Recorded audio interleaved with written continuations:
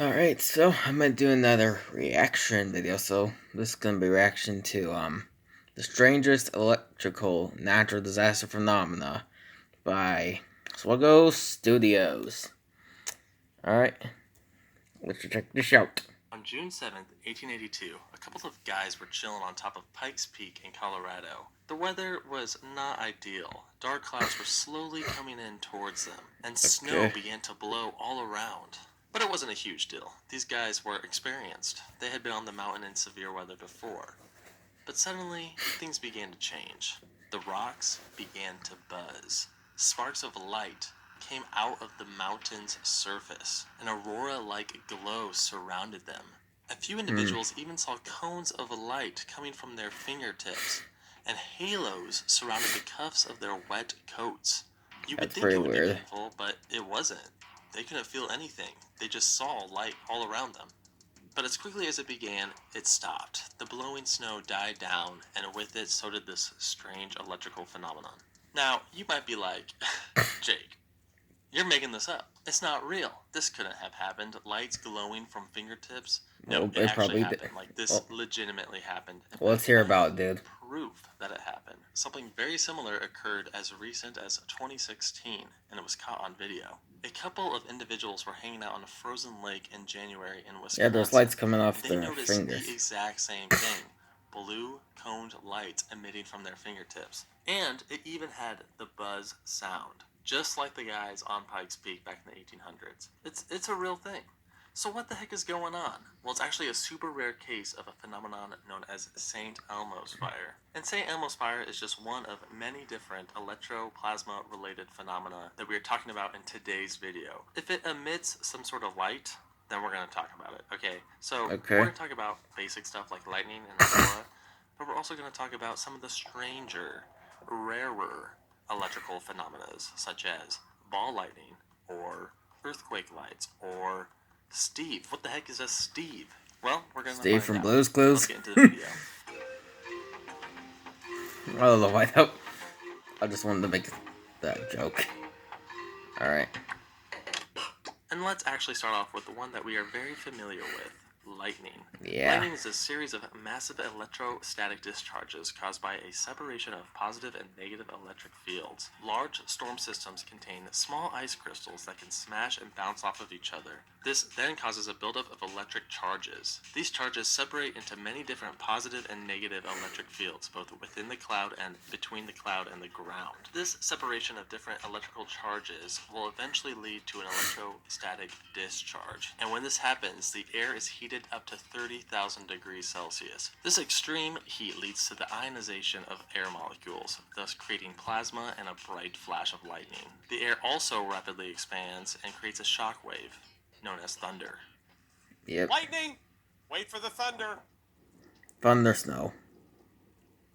Let's talk about different lightning types. The most common form of lightning is sheet lightning. These are intercloud lightning strikes that are hidden, so they just look like flashing clouds. When you have see seen sheet those lightning before. or cloud flash lightning off in the distance on the horizon, it may actually be a case of heat lightning. Heat lightning is often referred to as silent lightning or dry lightning, and it's Someone actually told me once that I guess heat lightning really isn't a thing. I guess I don't know. Like, I guess it's just like a name for like the.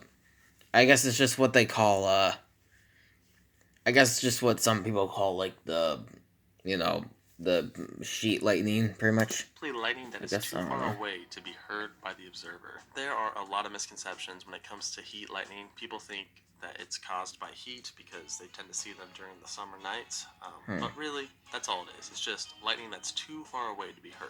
Another type of lightning is fork lightning. Fork lightning is a negative strike that has several branches or forks, kind of like a river. Interesting. Fork lightning also tends to flicker, and this is due to negative lightning having multiple return strokes. Return strokes, by the way, occur when a stepped leader reaches an upward streamer. Once they make contact, all of the electricity can flow, and boom, that's a return stroke. Smooth channel lightning, on the other hand, is a positive ground-to-cloud lightning strike that has no forks. These are less common than negative fork lightning, and they only have one bright flash or return stroke, but they tend to be very powerful and very loud.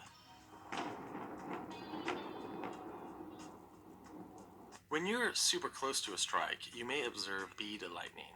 This is the final decaying stage of lightning that shows it dissipating into segments. Bead lightning is not I a have type seen of that lightning, it's just before. the name given to the final stage. Ribbon lightning occurs when lightning with multiple return strokes or bolts is blown in high cross winds. This creates multiple parallel lines. Anvil crawlers, sometimes referred to as spider lightning, are those highly impressive, long, horizontal tree-like lightning strikes that occur at the top of cumulonimbus clouds in the anvil. I have seen Rare those as the before. anvil is usually hidden from view. Now those were sort of the main lightning types. However, there are some more obscure, super rare lightning types that I want to talk about. The first one being a super bolt. A super bolt is a lightning strike that is 100 to 1,000 times more powerful than a typical lightning strike.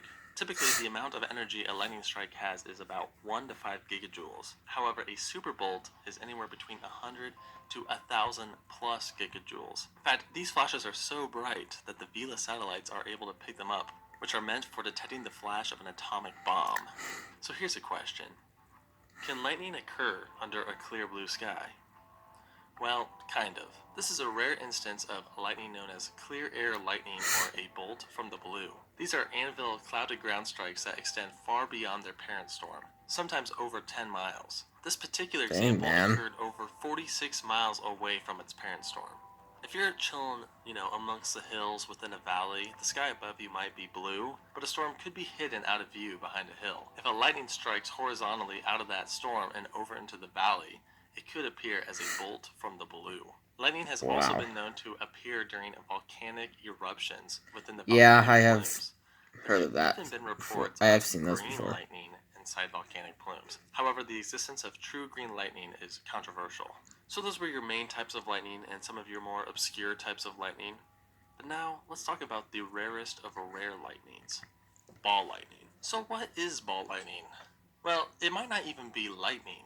Essentially what it is it's a glowing ball of plasma. However, unlike lightning, it doesn't last for a split second. It can last for several seconds or even several minutes. Usually ball lightning is yellow, orange, or red, and sizes tend to be between 4 and 8 inches in diameter, but sometimes they're as small as a quarter, and other times they're as large as 8 feet. Sometimes it appears stationary up in the clouds, and other times it meanders along the streets a few feet from the surface, slowly traveling down the road. It has also been known to appear indoors.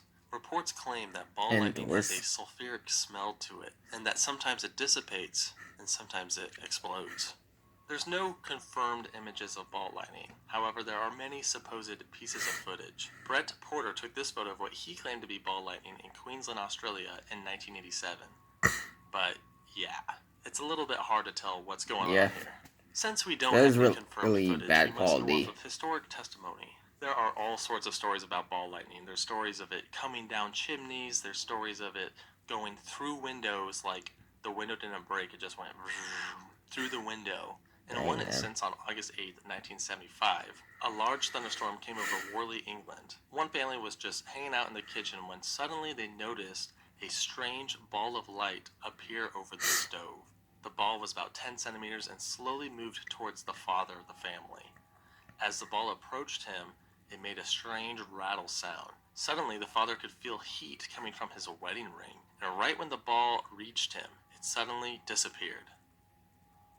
There are some reports of ball lightning killing people. Way back on October 21st, 1638, an absolutely huge 8-foot in diameter ball of lightning smashed through the Wycombe and the Moor Church in Dartmoor, England. It smashed through the wall, broke into several different pieces, and then all the pieces left through another window. In the end, 4 were killed and over 60 were injured. This event has been dubbed the Great Thunderstorm, although I can think of some greater thunderstorms. The existence of ball lightning is controversial. Many scientists don't even believe it exists. You can make the argument that everyone has cell phones. Where's the footage? But there's so many different testimonies that have so many things in common, like the sulfuric smell, the buzz.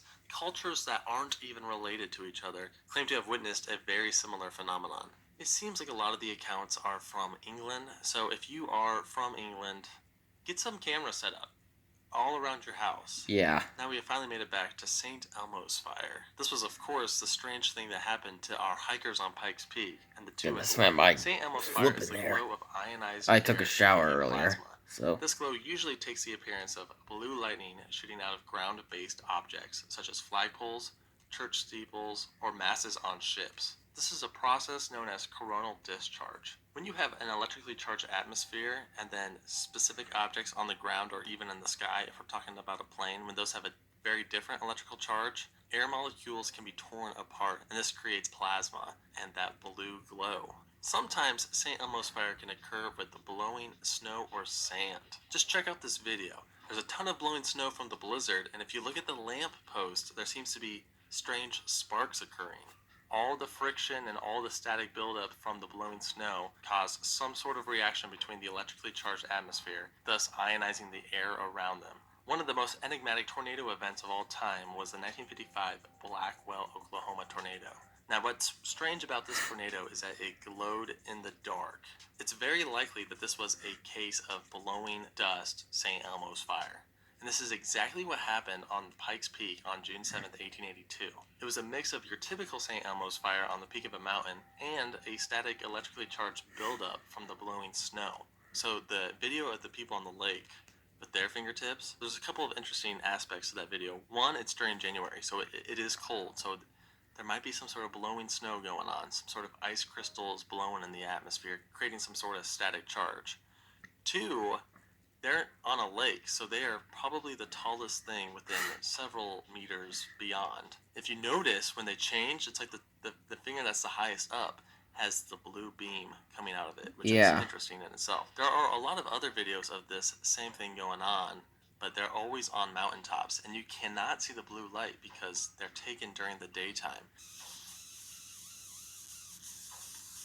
In fact, the people taking the videos probably don't know that there could be a blue light on the edge of their fingertips. I want to see this so bad. I want to capture cones coming out of my fingertips, and I'm going to try to do it this winter. Let me know if you have ever witnessed St. Elmo's fire. Sticking with as far as I can ionization remember, of the no. atmosphere, let's talk about auroras. A natural light show primarily located in high latitude zones is the aurora or polar lights. These are produced when the magnetosphere is disturbed by solar winds that ionize and energize the elements in our atmosphere. This then generates light with a range of colors and complexity. The brightest green auroras occur at an altitude of 56 to 100 miles above the surface in the thermosphere. During some very intense solar storms, the rare red aurora can come into view. These occur at a much higher altitude than green auroras, usually about 200 to 300 miles up. Oxygen is way more abundant at those altitudes, and that's what gives it that red glow. Since these are so high up, they have been seen at very low latitudes. Major historical events with red aurora include the September 1839 display seen from London and the 37 AD display seen from Rome. Now, what on earth is this? Well, this is Steve, aka strong thermal emission velocity enhancement. Steve tends to appear with auroras, but it's not a type of aurora. It's a less dense, pinkish-red ribbon of light that runs from east to west and extends further south than most auroras. At an altitude of almost 280 miles above the surface, a light tornado. it displays pretty high up in the atmosphere. This phenomenon is a little less understood I than don't know others, but what to call scientists it. have noticed a connection to the picket fence aurora. A picket fence aurora is a long and striped pattern that tends to be pretty faint. We're still making aurora discoveries today. In fact, as recent as 2016, a new aurora type was discovered. These are known as dune auroras, and scientists believe that they are influenced by gravity waves. The next group of phenomena that I want to talk about are earthquake lights. These are very strange. In fact, scientists are pretty certain that they do exist, but they have no idea what causes them. There are a few theories, though. One theory is that during an earthquake, pockets of gas can escape the surface. These pockets of gas are then released into the atmosphere, and somehow they ignite, and then you see a fireball. That could be one version of an earthquake light. Another idea is that beneath the surface there's a lot of friction going on, and that is creating an electrical charge, and similar to St. Elmo's fire, it gets released into the atmosphere and some sort of ionization occurs, creating lights. And it's possible that these could just be power flashes, because when the ground is shaking, things get destroyed and you get bright power flashes. Yeah, So maybe. we're not 100% sure what's going on. A very strange phenomenon indeed. The next category that we're talking about is transient luminous events, or TLEs. These include sprites, blue jets, gigantic jets, and elves. Sprites take place in the sky above developing thunderstorms. They have been observed to co-occur and react to positive cloudy ground lightning. These lightning bolts are so powerful that they can actually ionize the air above them. They manifest as vertical red columns that can reach up to 60 miles above the thunderstorm cloud top. They are pretty faint and they are very quick, so they are very difficult to see unless you know what you're looking for. A second high-altitude visual phenomenon are blue jets. These were first documented in 1994, and they are optical ejections from the top of electrically active core areas of thunderstorms. They normally spread out and vanish at heights approximately 25 to 30 miles above the thundercloud in narrow cones. Not quite as well known as sprites and blue jets are elves. These are very fast, glowing 300-mile diameter luminous disc-shaped halos. They appear over regions of active cloudy ground lightning, and they last for less than a thousandth of a second. Elves, according to scientists, are created when a powerful electromagnetic pulse rises into the ionosphere. If you want to know more about TLEs, I highly recommend you check out Paul Smith and Pecos Hank. They have some great videos on YouTube about sprites and blue jets. Check them out for real. Alright, let's talk about bolides. Essentially, bolides are bright meteors. Meteors are falling stars, aka shooting stars. They are meteorites going through our atmosphere and burning up. Probably the most famous bolide in history is the February 15th, 2013 Russian fireball. It was bright, it was spectacular. In fact, a huge meteorite actually impacted the lake, so that's pretty cool. Finally, let's talk about those strange spirals in the sky. Those are actually caused by rocket launches, specifically the rockets expelling different fuels or debris at high altitudes. So, after sunset, you're in the Earth's shadow and you're just chilling, but way up high in the sky, that's still in direct sunlight. That rocket and its dust and all I haven't seen those in person, but I've just seen videos of them.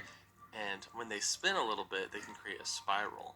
And that's what you see. You see the remnants of a rocket being launched. This also creates something known as a space jellyfish. They're pretty cool. They're a lot more common now that SpaceX is launching rockets all the time. But yeah, I have not seen one. I'll keep my eyes peeled.